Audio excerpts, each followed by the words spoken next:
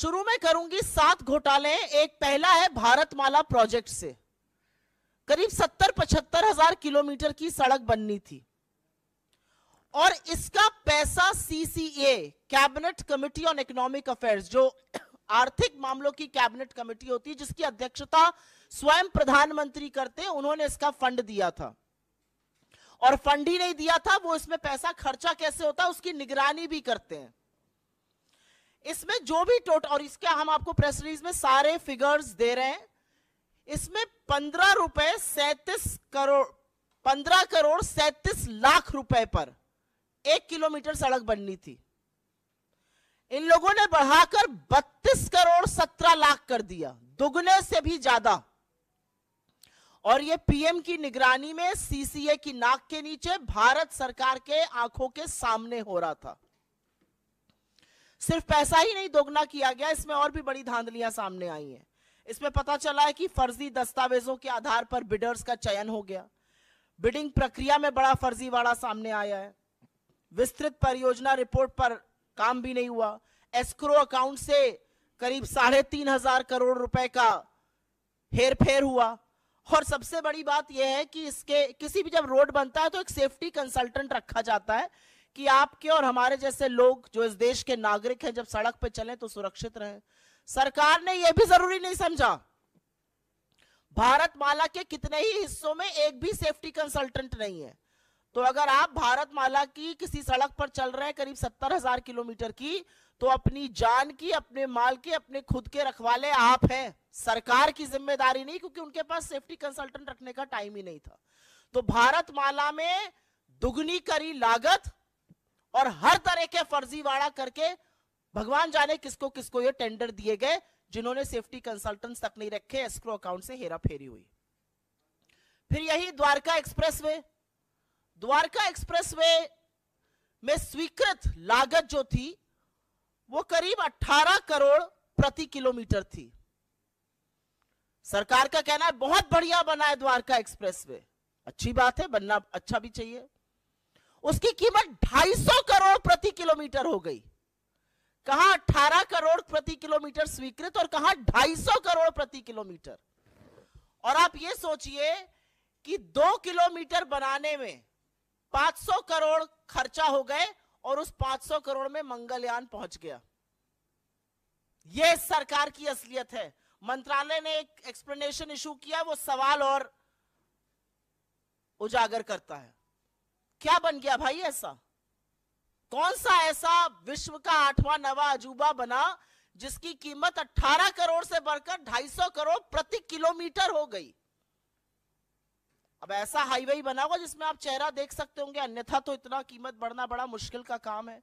महंगाई की वजह से इतनी कीमत बढ़ नहीं सकती है क्योंकि एस्केलेशन कॉस्ट उसमें होती है। तो ये कमीशन खोरी है, किसने पैसा खाया इसमें?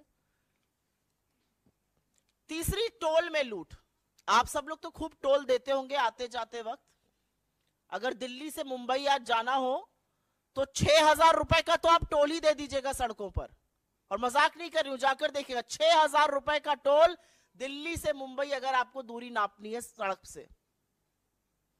एनएचएआई का रूल है कि अगर टोल के पास या टोल वाली जो सड़क है उस पर कंस्ट्रक्शन होता है तो टोल की कॉस्ट 75% कम होगी। ऐसा नहीं किया गया। मात्र 5 टोल बूथों का, मात्र 5 टोल प्लाजा का सीएजी ने एक रैंडम ऑडिट किया और उसमें पता चला कि करीब करीब 132 करोड़ रुपए अवैध वसूल लिए गए लोगों से। ये मात्र 5 टोल प्लाजाओं की बात कर रही हूं। अगर पूरे देश के टोल प्लाजाओं का ऑडिट हो जाए तो सोचिएगा कितना लाखों करोड़ों का गबन हुआ है। और सड़क पे कौन चल रहा है? सड़क पे धन्ना सेठ चल रहे हैं या आप जैसे और हमारे जैसे मध्यम वर्ग, निम्न मध्यम वर्ग, गरीब लोग चल रहे हैं बसों से, गाड़ियों से, और वो सारा कॉस्ट निकालता है। तो 132 करोड़ तो टोल में लूटे। और एक और ऑडिट में पता चला है कि करीब 135 करोड़ एनएचएआई ने राजस्व का नुकसान किया। एक कंसेशन अग्रीमेंट होता है वो कर करके। आयुष्मान भारत, पूरे वक्त लोकसभा में यही सुनाई दे रहा था, हर जगह प्रधानमंत्री इसकी बात करते हैं। ये तो घोटालों का योजना निकली। आयुष्मान भारत में 7.5 करोड़ लोगों का,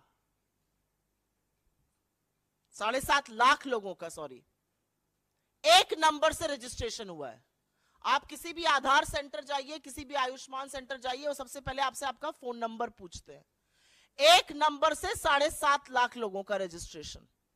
और यही नहीं, आयुष्मान भारत के तहत 88,760, मोटा मोटा 88,000 मान लीजिए, उन रोगियों का भुगतान हुआ है जिनकी मृत्यु हो चुकी थी।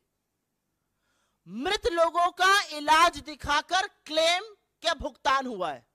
अब ये किसके पास गया है ये नहीं पता, लेकिन लाभार्थी के खाते में तो ये बिल्कुल नहीं गया है। 88,000 मृत लोगों के फ्रेश इलाज का क्लेम दिखाकर उस पर धांधली हुई है। और जैसा कि मैंने आपको बताया, 7.5 लाख लाभार्थी एक नंबर से जुड़े हैं। इनफैक्ट अगर आगे डेटा देखिए तो करीब करीब 1,24,00,000 जो हैं वो मात्र कुछ फोन नंबर से जुड़े हुए हैं। भगवान की बात ना हो ऐसा कैसे हो सकता है? और वो राम जो सबके आराध्य है। अयोध्या में एक भव्य राम मंदिर बन रहा है।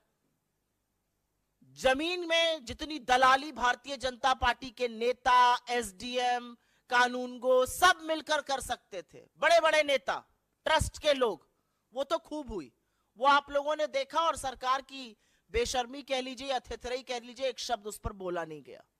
अब पता चल रहा है कि अयोध्या डेवलपमेंट प्रोजेक्ट में भी खूब धांधली हो रही है।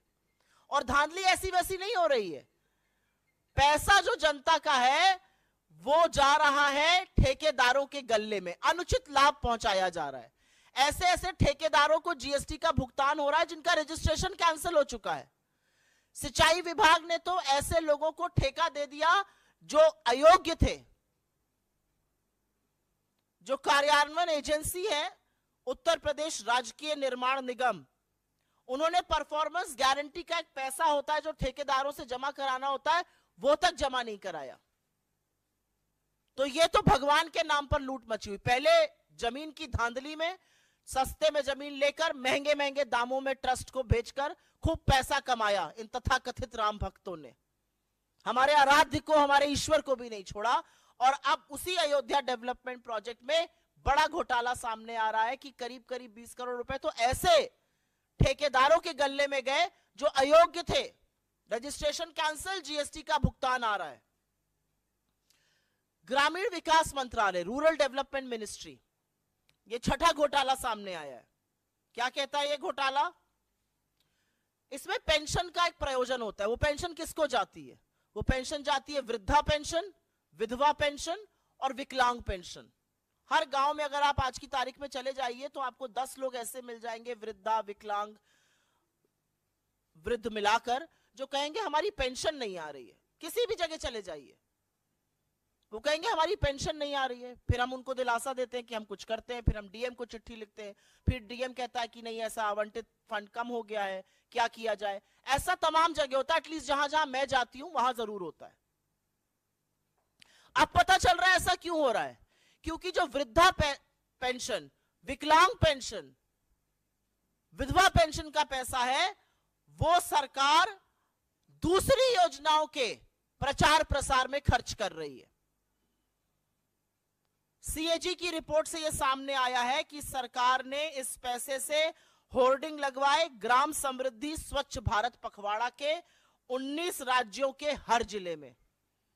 जो पैसा एक विधवा के खाते में जाना चाहिए था, जो एक विकलांग के खाते में जाना चाहिए था, जो एक वृद्ध के खाते में जाना चाहिए था, उससे 19 राज्यों के हर जिले में होर्डिंग लगाए गए स्वच्छ भारत पखवाड़ा के। और अंत में एचएएल को भी घसीटा है सीएजी ने। विमान इंजन की डिजाइन प्रोडक्शन की खामियों का गंभीर आरोप लगा है, जिससे करीब राजस्व को 154 करोड़ रुपए का नुकसान हुआ है।